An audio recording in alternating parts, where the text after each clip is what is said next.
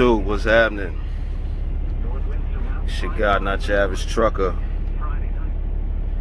Back at it again with another video. Start out holler at y'all. I'm down here at a dock in freaking Columbia, South Carolina. Gaston, South Carolina, same thing. It's a quick video. Shout out to my Eagles, man. It's a quick video, man. Couple thoughts. I'm gonna start off by saying, again, middle finger to that dude, Mr. Donald Trump, and middle finger to everybody, you know, the 70 million Americans that voted for the dude. You know, I guess some people are brainwashed, and it's hilarious, man, because, you know, you run across a lot of guys that, you know, in regular life, like neighbors, you understand? My neighborhood, on the, you know, it's white dude on the left side of me, white dude on the right side of me, white dude across the street. And you always wonder, like, where they stand, but, you know, our kids get along, we get along, so I guess it don't really matter. But then you look at the statistics, and they said that 60% of, you know, white people voted for that dude. And then it was like 80-something% of white males voted for him. So it's like, I mean, 8 out of the 10 white dudes I've talked to, you know, y'all voted for Trump, man. So that's what, you know, math says at least. But, you know, like they say, man, it's a free country, man. Support who you want to support, but it's all about how you treat the person in front of you. So even if you're a Trump supporter, but, you know, you don't give me no issue when I'm in your presence, man. I guess we just keep it moving, you understand? But anyway, I'm in a situation, man. I made a video before about, I got a blue Freightliner Cascadia day cab that ended up in the shop for a month because, you know, it was water coming in when it rained. And, you know, the shop basically couldn't figure out what the problem is. It had like some electronical issue. Fast forward to now, I just dropped the truck off in the shop coincidentally on election night, right? I ain't go to Freightliner this time because, you know, I'm mad at Freightliner for last time. So I took it to this shop in Charlotte that's 24 hours. Because all it was nothing wrong with the truck. Truck driving fine, but the driver called me and was like, yo, man, the you know, the engine light had flashed on, right? And so me, I'm a proactive dude, man. I don't want, you know, this is a Cascadia day cab also. This is like a, I think this was a 15 or a 16. It's basically the sister to that blue one. They look exactly the same, except this was white, you understand? It only got like 360,000 miles on it, so it's not like it's some old beater. But anyway, he's like, yo, man, this is a driver that I got doing Amazon. He's like, yo, freaking engine light came on. You know, I wanted to let you know or whatever. But truck driving fine, it's not derating, it's not this, it's not that, right? So I'm like, I bet. You know, he finished his Amazon shift, and, you know, I just went and took him another truck, right? So I took him a Volvo day cab and swapped it out, and I'm like, all right, well, you know, it's like 6 p.m. You know, the shop close to my yard is a 24-hour shop. So, you know, because I got the little handheld, I got this, one of these joints. I suggest everybody invest in one of these joints. Keep it in your truck. You know, that way little codes pop up. You know, you can read it, and you can see yourself what the code is, and you can get on your Googles to see what that code means. It'll tell you on the screen. It'll give you the code, and then it'll tell you, you know, what the hell the code means. But you could also do your Googles or whatever to, you know, to, I guess, fact check the device or whatever. Those devices is cool. I'll show it to you again. I don't know. I got one in all my freaking trucks. But these little handheld devices is cool because it, you know, it plug in. It got all these little plugs on it. Or you can just go, because, you know, it works for big trucks as well as cars or whatever. But those things is cool because sometimes you're in the bind. You might be riding, you know, if you OTR guys, you riding, your freaking engine light come on, or the little thing that come on and say, well, it depends on what kind of trucks you have, but your truck could be derated, right? You plug one of them little devices in and you can clear the damn codes. That way if your truck doing 5 miles an hour or some shit and you like, oh shit, I at least want to get this load off of me before I go to the shop, you can clear all the codes and it'll get rid of the D-rate, so you can at least drive to where the hell you going and then put that shit in the shop. I don't suggest like ignoring it. You got people out here that'll just keep clearing that shit and keep pushing, because for the most part it's always some like emissions mess, right?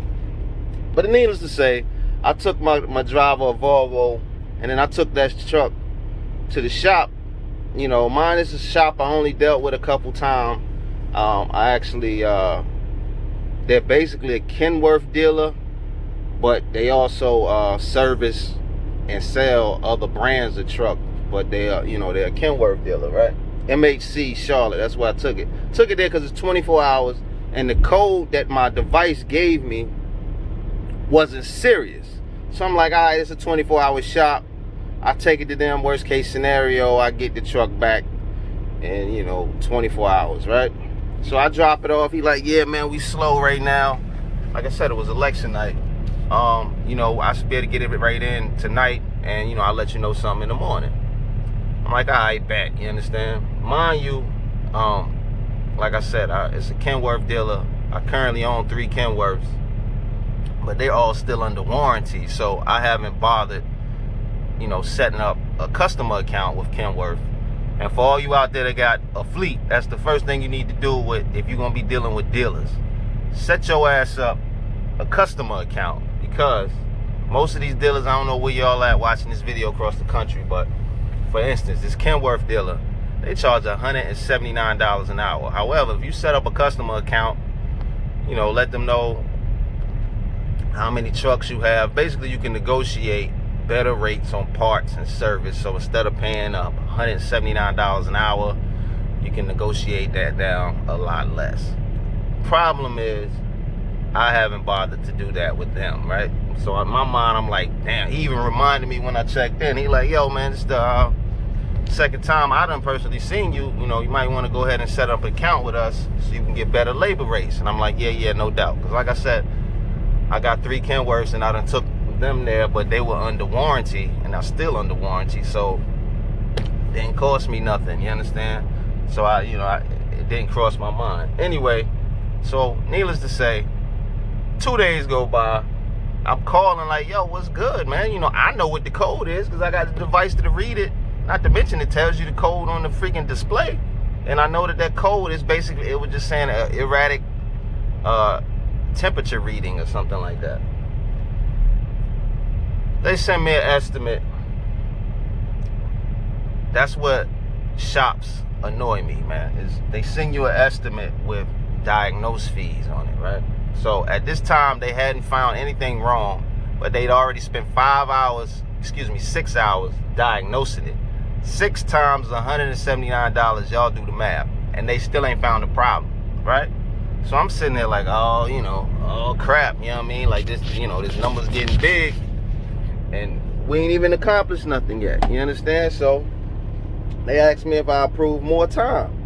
So I'm like, obviously, I have no freaking choice. If I brought it there to be repaired and it ain't repaired, what am I just gonna come pick it up for, right? So they're like, all right, we'll keep diagnosing. Mind you, at this time, 6 hours at $179 an hour, that's like $1,074, $75 or something, right? So I'm $1,000 in, ain't found a problem, right? So then he's like, yo, we gonna run this doser test and you know, see how that goes. So they charged me another $500 to do this doser test to make sure everything's working right. Then they're like, oh, well, we see one of the wires leading up to the your def temperature sensor is you know, is damaged or whatever. So they charged me another $200 to fix this. You know, I ain't gonna bore y'all with the details, but needless to say, today is freaking Wednesday, November the 11th, I believe, Veterans Day. Truck has been there the entire week, and they're still in the diagnosis phase, right? Last email I got from them, I'm calling them every day. Only reason I took my truck there is because they was 24 hours, and I knew it wasn't a big problem, and I'm thinking I'm gonna have my truck back you know, double quick. Otherwise, I would have waited till the next day, took it to a shop I'm more familiar with, and if I'd have known it was gonna take a week or whatever, it could have sat at one of my homeboy shops, which I know got my best interests at heart and will take care of me, versus me just having it sit at a freaking dealer that don't care about me or none of that, don't have no relationship with me, and I ain't even negotiated better freaking labor rates, right? So needless to say, I'm trying to pull up my phone to look at this. I'm gonna read y'all this freaking estimate. Hold on, man. The 10th, which was yesterday. They sent me this estimate yesterday, because I keep calling them like, yo, what's good? They still ain't gave me no input. You know, I don't know if y'all can see this, right? This is the freaking estimate they getting me, right? Mind you, they still have not figured out a problem, right? So look, we got initial diagnostics, $358. Continued diagnostics, another $358. That's basically 2 hours worth of service. So 179 times 2, right?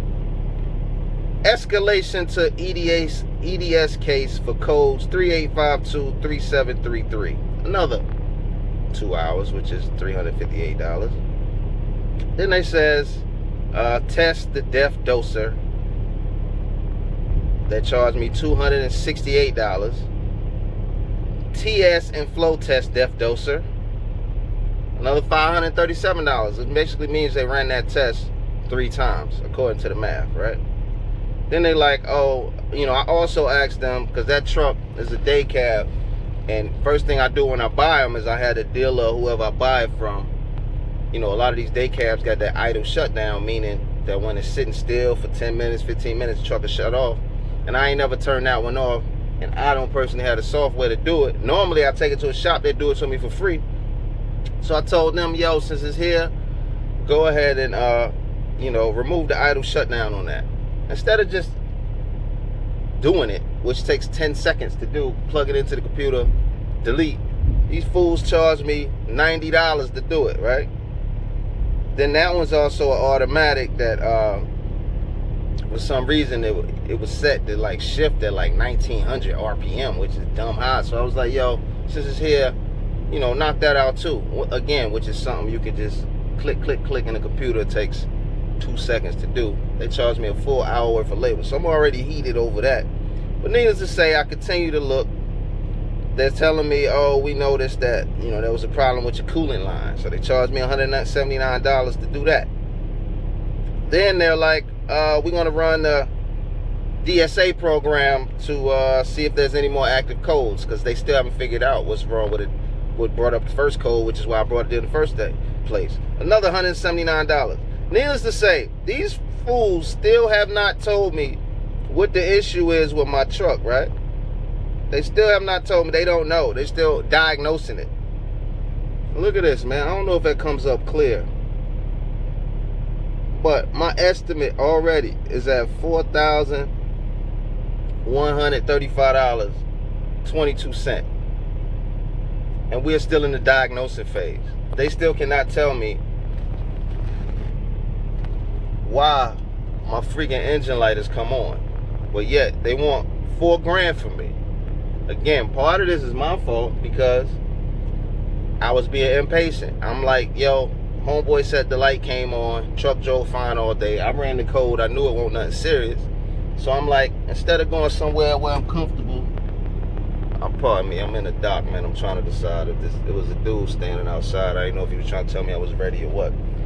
But anyway, so I took it to them just because I knew it was a code that wasn't too serious, and they 24 hours, so I figured it'd be a quick turnaround time and getting my truck back.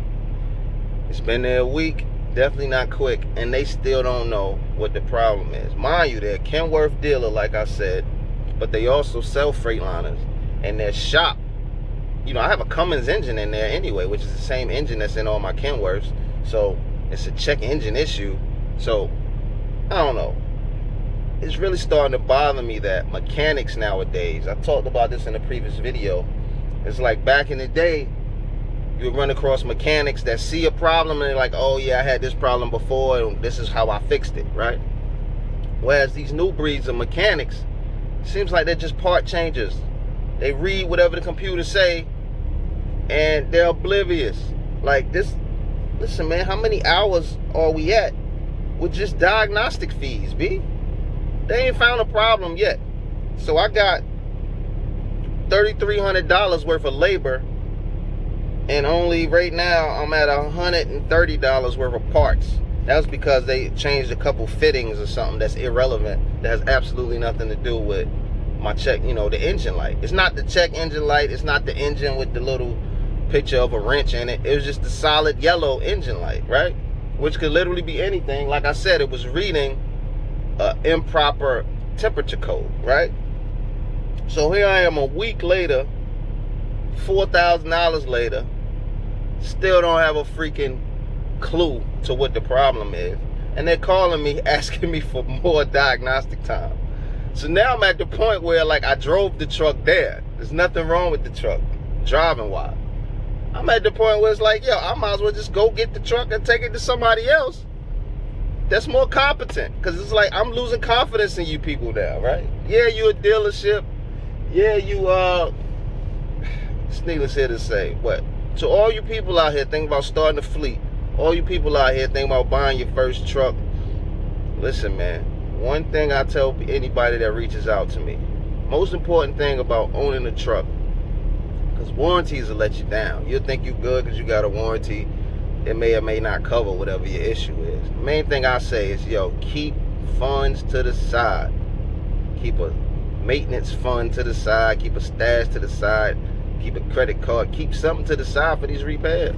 Because the double whammy thing about a repair is, not only is your truck in the shop and it's costing you money, because y'all might not be able to negotiate. You might be a one truck cat and you can't negotiate a better labor rate, so you stuck paying whatever the hell, you know, the dealer or the shop is going to charge you per hour. But on top of that, you got to pay that bill and you're losing revenue.